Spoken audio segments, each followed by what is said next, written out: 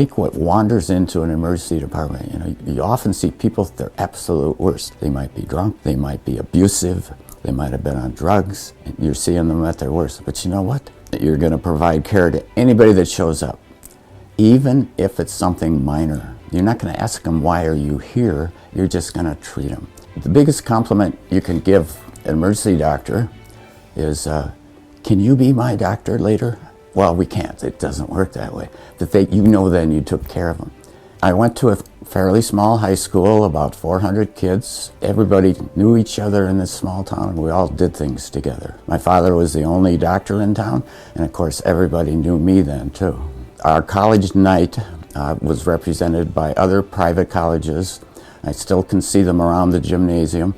And I stopped at Carroll. A lady by the name of Shirley Hilger, she was the guru at that time, sold me on their pre-med program. What really sold me on it too was she said, if you're any good at any sport, that I would be sure to be able to play 4 years of baseball at Carroll too. Thoroughly got into it, enjoyed the road trips, and made great friendships with the other ball players. The pre-med program is, at least then, this is 58 years ago, remember, was very competitive. We had a great pre-med advisor by the name of Roy Christoph, who's long gone now, unfortunately.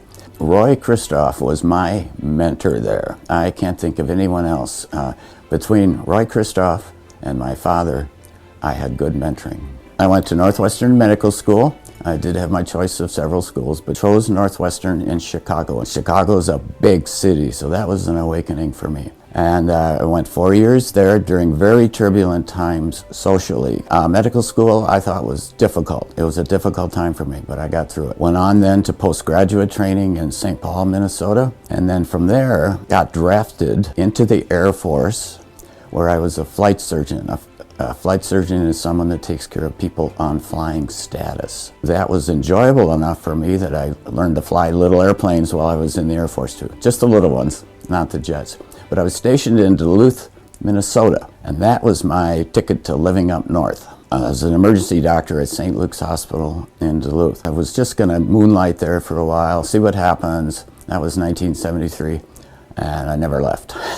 It's important in an ER to not just be a good doctor. You're a team in an emergency department, and teamwork is so important. We did that, I think, in a great way. That we were all team members when it came down to taking care of somebody very seriously ill or injured. In the emergency practice, putting together a good, sound department that was well respected in our community. There's nothing to me fonder than hearing someone say, oh, I always go to St. Luke's. There's such good people there. I volunteered to be the medical director at the ambulance in Duluth. In the late 70s, I started doing that, to be the paramedic advisor.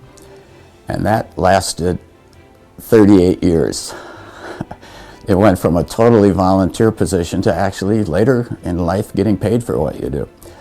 And that I thoroughly enjoyed as well, working with young people, a little bit of testing to make them squirm, quality assurance, and teaching especially. So it's teaching, testing, and quality assurance.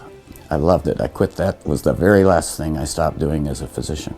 Started going down to Honduras to do volunteer work in the late 90s and early 2000s. This has been very important in the last 10 years of my life here, is being involved with the federally qualified health centers. That's a federal program and by the government to take care of people that have trouble taking care of themselves, mainly, though anybody can go there. Anyway, I was on the board and still am up until May of this year. I will be. So I served on the board a long time, and 10 years as their president. That was a big deal in my life, and still is, actually. Well, first of all, I'm very humbled by it, because I know there's hundreds of people that have graduated from Carroll, other doctors that have graduated from Carroll. So I think, why me, I'm honored, but I'm also very humbled. And thank you very much, yeah.